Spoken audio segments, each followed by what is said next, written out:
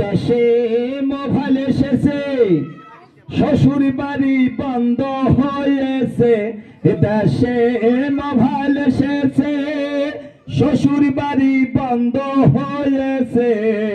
জারের দিনেও দুধের পিঠা মিস কলে আসে, জারের দিনেও দুধের পিঠা মিস কলে আসে।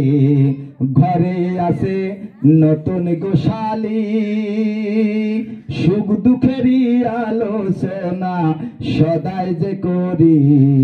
ঘরে আছে নতুন গোশালী, সুখ দুঃখেরই আলোচনা সদাই যে করি। আমার যে পাগল করে চলে গিয়াছে, আমার যে পাগল করে চলে গিয়াছে। খারাপ একটা ছেলের সাথে সংসার বেঁধেছে, খারাপ একটা ছেলের সাথে সংসার বেঁধেছে।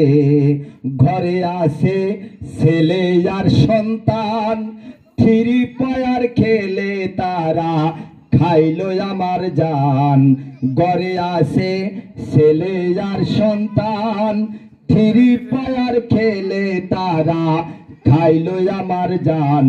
এখন লোক সমাজে মুখ দেখাইতে হইরে অপমান, আমি লোক সমাজে কথা কইতে হইরে অপমান। এ তো হলো এই ভারতের মোবাইলের বিধান। দেশের জনসংখ্যা বেড়ে গেছে, সারা বিশ্বে এই ভারতে 1 নম্বর হয়েছে। দেশের জনসংখ্যা বেড়ে গেছে, সারা বিশ্বে এই ভারতে 1 নম্বর হয়েছে। এখন নিয়ন্ত্রণে নাই আসিলে হই যে অপমান, নিয়ন্ত্রণে নাই আসিলে হই যে অপমান। এই তো হলো এই ভারতে মোবাইলের বিধান। দেশে মোবাইল এসেছে, শ্বশুর বাড়ি বন্ধ হয়েছে। দেশে মোবাইল এসেছে, শ্বশুর বাড়ি বন্ধ হয়েছে। জারের দিনেও দুধের পিঠা মিস কলে আসে, জারের দিনেও দুধের পিঠা মিস কলে আসে। জারের দিনেও দুধের পিঠা মিস কলে আসে। বিশ্বভূমির গুটিয়াই দেখত পাহাড় পর্বত নদ নদী নালা যেতিয়া মানুহৰ কব্জাতে আনিলে, এইবোৰ কি দেশৰ জনে কেতিয়াও ভাবিলে? এইখন দেশৰ মানুহে যেতিয়া চন্দ্ৰলৈ যাব পাৰিছে, নদী এটা সাধাৰণ বস্তু, তাকেও কিয় নিয়ন্ত্ৰণ কৰিব নোৱাৰিলে? দেশৰ চৰকাৰে এইবোৰ কথা কেতিয়াও ভাবিলে? এইখন দেশৰ মানুহে যেতিয়া ব্ৰিটিছৰ পৰা দেশখন স্বাধীন কৰিব পাৰিছে, বড়ভূমিৰ সমস্যাবোৰ কিয় সমাধান দিব নোৱাৰিলে? দেশৰ চৰকাৰে এইবোৰ কথা কেতিয়াও ভাবিলে? এইখন দেশৰ বৈজ্ঞানিকে যেতিয়া সাগৰৰ পৰা মুক্ত ওলাব পাৰিছে, ডিব্ৰুগড়ৰ সমস্যাবোৰ কিয় সমাধান দিব নোৱাৰিলে? দেশৰ ৰাইজে এইবোৰ কথা কেতিয়াও ভাবিলে?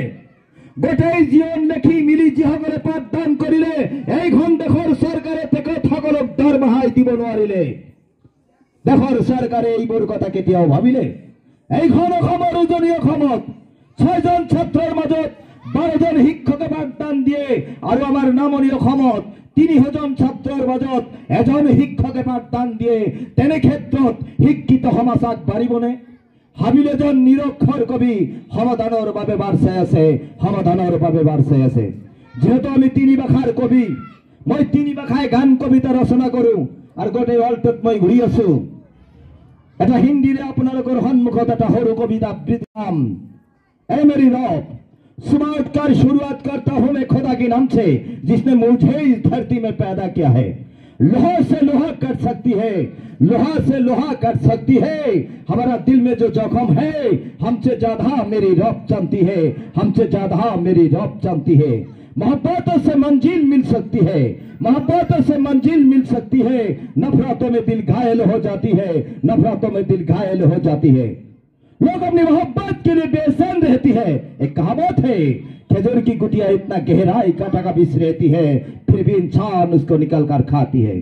पहाड़ों में जीव जानवर की डर लगती है, जानवर से भी खतरनाक उसके लिए इंसान होती है।